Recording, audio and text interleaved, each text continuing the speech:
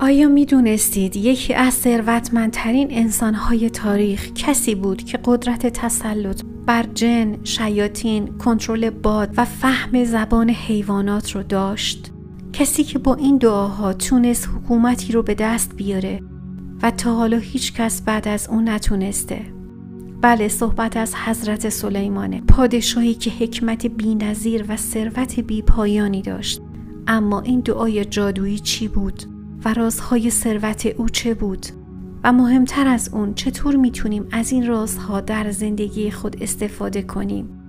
در این ویدیو همراه باشید تا پرده از اسرار ثروت افسانه‌ای حضرت سلیمان برداریم و یاد بگیریم چگونه میتونیم از حکمت اون برای دستیابی به موفقیت و ثروت در زندگیمان بهره بگیریم. پس تا آخر ویدیو همراه باشید. قبلش دکمه سابسکرایب و زنگوله رو بزنید، چون این کانال پر از تکنیک های معجزه و دستیابی به آرزوهاتونه. فکر میکنید چه چیزی حضرت سلیمان رو از دیگر پادشاهان و رهبران جهان متمایز میکرد؟ بله، ثروت و قدرت بی‌نظیر او شگفت انگیز بود، اما راز واقعی در دعاهایی بود که به درگاه خدا میکرد. بیایید نگاهی دقیق تر بیاندازیم و ببینیم چگونه این دعاها میتونن مسیر زندگی ما رو تغییر بدن. دعای اول حضرت سلیمان، طلب حکمت و قضاوت عادلانه. حضرت سلیمان در اولین دعا از خداوند حکمت طلبید. نه ثروت، نه قدرت، بلکه حکمت. او میدانست که حکمت کلید دستیابی به همه چیز است. برای این منظور بیایید با هم این دعا را از حضرت سلیمان بشنویم.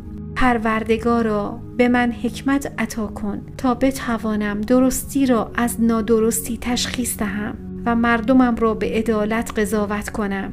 این یکی از دعاهای اصلی حضرت سلیمان بود. این دعا به ما یاد میده که به جای جستجوی ثروت سریع و زودگذر، باید به دنبال دانش و حکمت باشیم.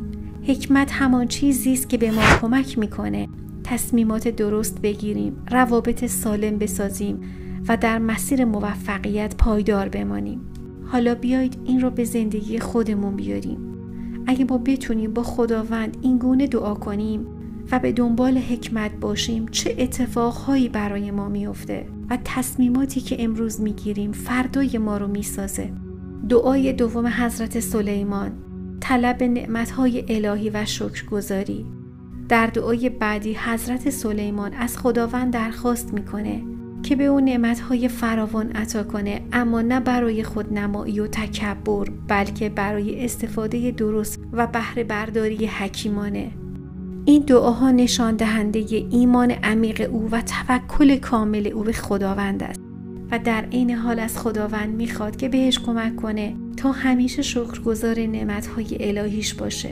اگر بخوایم این دعا و این عادت رو به زندگی خودمون وارد کنیم، چه اتفاقی میفته؟ هر روز صبح که از خواب بیدار میشیم، به جای فکر کردن به چیزهایی که نداریم، روی چیزهایی که داریم تمرکز میکنیم و بابت اونها شکرگزاری میکنیم. این همان چیزی است که حضرت سلیمان به ما میآموزد، قدرت شکرگزاری.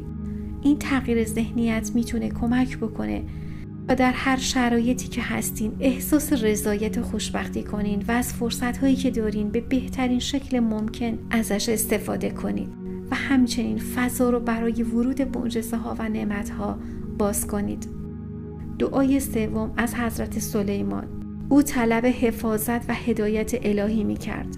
حضرت سلیمان همیشه از خداوند هدایت و حفاظت می طلبید. اون می دونست که حتی با داشتن تمام ثروت‌ها و قدرت‌های جهان، بدون هدایت الهی نمیشه به موفقیت واقعی دست یافت. اگه ما هر روز از خدا بخوایم که ما رو هدایت کنه، چه تغییراتی در زندگی ما ایجاد میشه و چه مسیرهای جدیدی به روی زندگی ما باز میشه و از اشتباهات بزرگی که میتونست در زندگی ما رقم بخوره کاملا جلوگیری میشه. دعاهای حضرت سلیمان نه فقط برای زمان خودش، بلکه برای تمام زمانها و برای همه ماست. اون به ما نشون میده که چطور میتونیم با دعاهای ساده اما قدرتمند زندگی خودمون رو دگرگون کنیم. در این قسمت دعاهای بسیار ارزشمند حضرت سلیمان رو براتون جمع آوری کردم. لطفاً چشمان خود را ببندید و با گوش جان به این دعاها گوش فرا دهید و در دل با خود زمزمه کنید، چرا که معجزه در راه است. پروردگارا مرا بیامرز و حکومتی به من ببخش که هیچ کس بعد از این سزاوار آن نباشد، همانا تو بسیار بخشنده ای. پروردگارا به من الهام کن تا شکر نعمت‌هایی که به من و پدر و مادرم عطا کرده ای به جا آورم و عمل صالحی انجام دهم که تو از آن خوشنود باشی و مرا به رحمت خود در میان بندگان شایسته‌ات وارد کن. پروردگارا به من حکمتی عطا کن تا بتوانم درستی را از نادرستی تشخیص دهم و مردمم را به عدالت قضاوت کنم.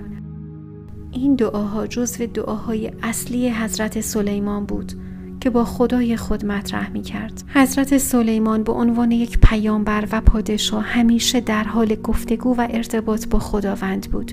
او با ایمان قوی و توکل بر خداوند از او حکمت، دانش، قدرت و حمایت می طلبید. در مقابل شکرگزار نعمتهایش بود. دعاهای حضرت سلیمان به خدای یکتا نشان دهنده ایمان، توکل، شکرگزاری و تواضع او به عنوان یک مخلوق و پیامبر خداوند بود.